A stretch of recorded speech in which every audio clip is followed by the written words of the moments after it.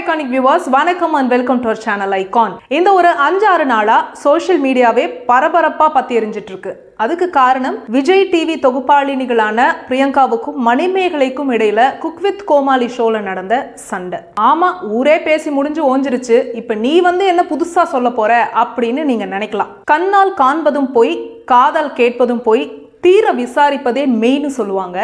அப்படி தீர விசாரிக்கிறதுக்கு நாங்க எடுத்துக்கிட்ட டைம் தான் இந்த 5-6 நாட்கள். குக் வித் கோமாளி ஷூட்ல உண்மையிலே என்ன நடந்துச்சு? தப்பு யார் மேல? நாட்டுக்கு முக்கியமே இல்லாத இந்த விஷயம் நமக்கு சொல்ற பாடம் என்ன? அதை தான் இந்த வீடியோல அலச போறோம். இந்த சேனல் ஐகான்.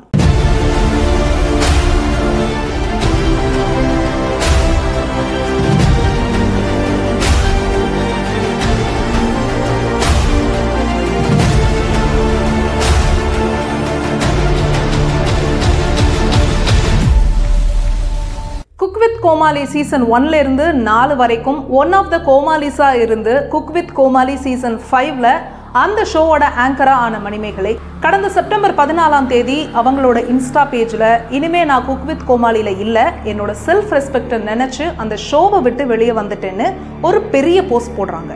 அதை தொடர்ந்து அவங்களோட ஓன் யூடியூப் சேனல்ல ஏன் குக் வித் கோமாளியை விட்டு வெளியே வந்தேன் அப்படிங்கறத 19 நிமிஷத்துக்கு பேசி ஒரு வீடியோவா போடுறாங்க.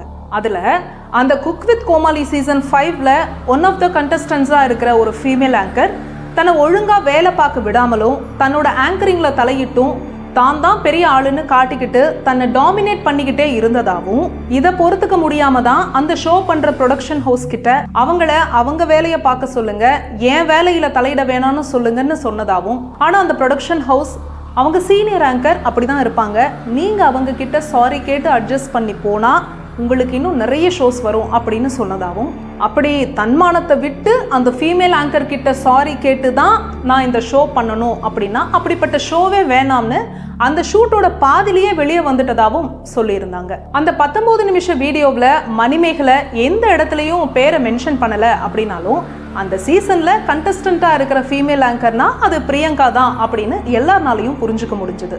ஏற்கனவே பிரியங்கா பிக் பாஸ் ஷோக்குள்ள போனப்போ பாசியா நடந்துட்டதை வச்சும் மணிமேகலையோட அந்த வீடியோவை வச்சும் மக்கள் ஆமா பிரியங்கா இப்படிதான், அந்த பொண்ணு ரொம்ப டாமினன்ஸ் அது இதுன்னு சோஷியல் மீடியாக்கள்லையும் கமெண்ட்டுகள்லையும் வெளுக்க ஆரம்பிச்சிட்டாங்க. ஒரு பக்கம் மக்கள் பிரியங்காவை வெளுத்துட்டு இருக்கிறப்ப, இன்னொரு பக்கம் பிரியங்கா ஏதோ ஒரு எபிசோட்ல ஜட்ஜஸை எதிர்த்து கேள்வி கேட்கிறப்ப செஃப் தாமு சொன்ன இந்த தக் மூமெண்ட் வீடியோ வைரலாக ஆரம்பிச்சது.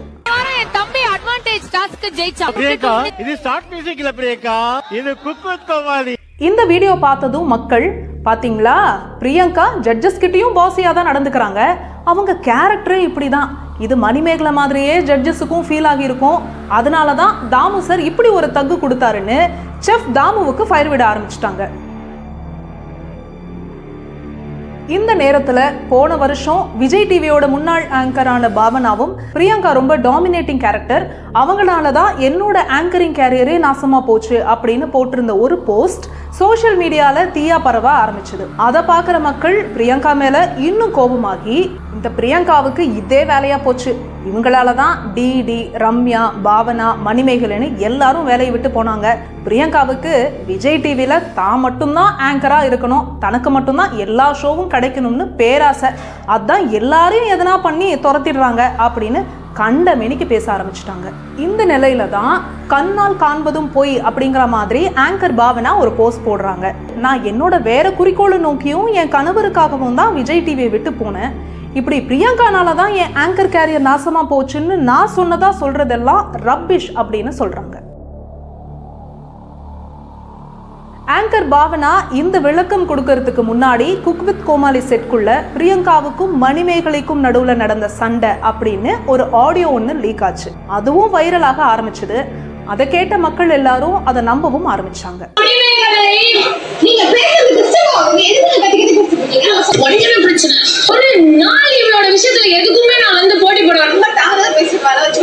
ஆனா நல்லா கேட்டு பாருங்க, அந்த ஆடியோ உண்மை இல்லை, அது ஒரு ஃபேக் ஆடியோ. மணிமேகலை அப்பப்போ எங்கெங்கேயோ பேசின ஆடியோவையும் அதே மாதிரி பிரியங்கா பிக் பாஸ் அண்ட் மற்ற ஷோக்களில் பேசினதையும் சேர்த்து எடிட் பண்ணி அதை லீக்டு ஆடியோவாக பரப்பி விட்டுட்டாங்க. நல்லா உன்னிப்பாக கவனிச்சிங்கன்னா அந்த ஆடியோ கட்டாக ஜம்ப் ஆகிறது நல்லாவே தெரியும். ஆக காதால் கேட்பதும் பொய். அப்ப பிரியங்கா மேல தப்பே இல்லையா? இவங்க பிரியங்காவோட சப்போர்ட்டர்ஸோ பிரியங்கா கிட்ட காசெல்லாம் வாங்கிட்டாங்களோ அப்படின்னு உங்களுக்கு தோணலாம். நாங்க பிரியங்காவுக்கு சப்போர்ட் பண்ணல, இதுக்கு பிரியங்கா மட்டுமே காரணம் இல்லைன்னு தான் சொல்ல வரும். ஆமாங்க, இது ஒரே நாள்ல சடனா ஏற்பட்ட பிரச்சனை இல்லை. அந்த ஒரு நாள் பிரச்சனைனால மட்டுமே மணிமேகலை அந்த ஷோவை விட்டு வெளியே வரல. மணிமேகலை அந்த ஷோவை விட்டு வெளியே வந்த அந்த நாள் என்னாச்சு அப்படின்னு தெரிஞ்சுக்கிறதுக்கு முன்னாடி இந்த பிரச்சனையோட வேர் என்னங்கிறத நான் சொல்றேன். 4 சீசன்ல கோமாளியாவே வந்திருந்தாலும் விஜய் டிவி ஷோவுக்கு ஆங்கரா ஆகணும் அப்படிங்கிறது தான் மணிமேகலையோட ஆசை. அதை பல நேரங்களில் பல இடங்களில் கோமாளியா இருந்தப்பவே கண்டிப்பா நானும் ஆங்கரா ஆவேன் அப்படின்னு சொல்லிட்டு இருப்பாங்க. அந்த ஆசை மணிமேகலைக்கு இந்த குக் வித் கோமாளி சீசன் 5 மூலமா நிறைவேறுது. இங்க தன்னை நல்லா ப்ரூவ் பண்ணி அடுத்தடுத்து விஜய் டிவில பல ஷோக்கள் பண்ணணும் அப்படின்னு நினைக்கிறாங்க. இந்த நேரத்துல பிரியங்கா அந்த ஷோக்கு கண்டஸ்டண்டா வராங்க.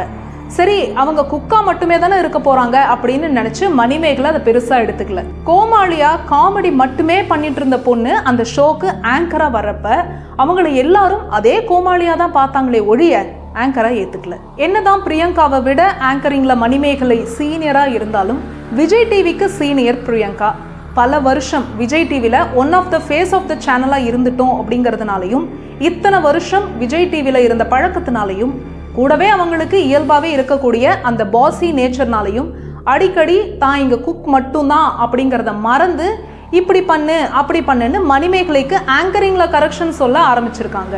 இதுக்கு நடுவில் ஒரு ஷோ முழுக்க ஹைப்பராக லவுடாக தன்னோட ஃபுல் ப்ரெசன்ஸை காட்டுற பிரியங்காவுக்கு இந்த குக் வித் கோமாளியில் தான் குக்கா வந்தனால தன்னை பெருசா காட்ட மாட்டாங்க அப்படின்னு ஃபீல் வர ஆரம்பிக்குது.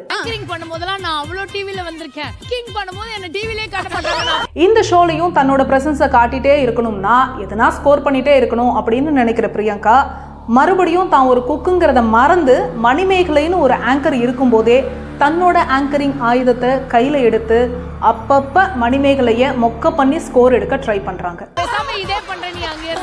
இதுல எரியிற தீல எண்ணெய் ஊத்துற மாதிரி இன்னொரு கண்டஸ்டன்டான சுஜிதாவும் பிரியங்கா கூட சேர்ந்து நீ என்ன இப்படி இன்ட்ரோ கொடுக்குற, பிரியங்கா நீங்க எப்படி இன்ட்ரோ கொடுப்பீங்க சொல்லி காட்டுங்க அப்படின்னு சொல்ல டிவியோட சீனியர் ஆங்கர் நீங்க சொல்லுங்க சார், ஒரு ஜட்ஜஸ் வெல்கம் பண்ணும்போது எப்படியான வார்த்தைகள்லாம் நீங்க யூஸ் பண்ணுவீங்க? ஆஹா, ஸ்கோர் அடிக்க இதாண்டா சான்ஸ்னு அவங்க அவங்களோட ஸ்டைல்ல இன்ட்ரோ கொடுக்குறாங்க. வித் கோமாளி சீசன் 5 ஓட the godfather of cooking, let's hear it for Damu அவர்கள். ஜட்ஜஸும் இனிமே பிரியங்கா தான் ஆங்கர் அப்படின்னு ஃபன் பண்றாங்க. இந்த ஷோக்கு ஒரே ஒரு ஆங்கர் தான், அது வந்து பிரியங்கா. இது அங்க இருக்கிறவங்களுக்கும் பாக்குற ஆடியன்ஸ் ஆன நமக்கும் வேணும்னா ஃபன்னா இருக்கலாம். ஆனா மணிமேகலையோட இடத்துல இருந்து யோசிச்சு பாருங்களேன், அது அவங்களுக்கு எவ்வளவு பெரிய இன்சல்ட்டா இருந்திருக்கும். ஒரு ஆங்கருக்கும் ஒரு ஸ்டைல் இருக்கும். எல்லா ஆங்கர்ஸும் பிரியங்கா மாதிரி பண்ணணும்னா அப்ப பிரியங்காவையே வச்சு பண்ணிருக்கலாமே, எதுக்கு வேற ஒரு ஆங்கர் போடணும்? சரி, சுஜிதா தான் ஏதோ சுயபுத்தியே இல்லாம இப்படி ஆன் கேமரால கம்பேரிசன் பண்றாங்கன்னா பிரியங்காவாவது இல்ல இந்த ஷோக்கு மணிமேகலை தான் ஆங்கர், அவங்க ஸ்டைல்ல பண்றாங்கன்னு சொல்லியிருந்தா எவ்வளோ பெருந்தன்மையா இருந்திருக்கும். ஆனா அவங்க அதை செய்யல. இதை விட எக்ஸ்ட்ரீமாவும் பிரியங்கா வேற ஒரு வேலையை பார்த்துருக்காங்க. அது என்னன்னா, ஸ்டார்ட் மியூசிக்ல கலந்துகிட்டப்ப மணிமேகலை குக் வித் கோமாளியில எல்லாம் நான் தான், ஜட்ஜஸ் எல்லாம் டம்மி பீஸ்னு எப்போதும் போல ஃபன்னா பேசினதை தனியா கட் பண்ணி குறும்படம் அப்படிங்கிற பேர்ல குக் வித் கோமாளி செட்ல ஜட்ஜஸ் முன்னாடி போட்டு காட்டுறாங்க. ஜட்ஜஸும் ஃபன்னா இனிமே குக் வித் கோமாளிக்கு பிரியங்கா தான் ஆங்கர், மணிமேகலை டம்மி பீஸ்னு சொல்றாங்க.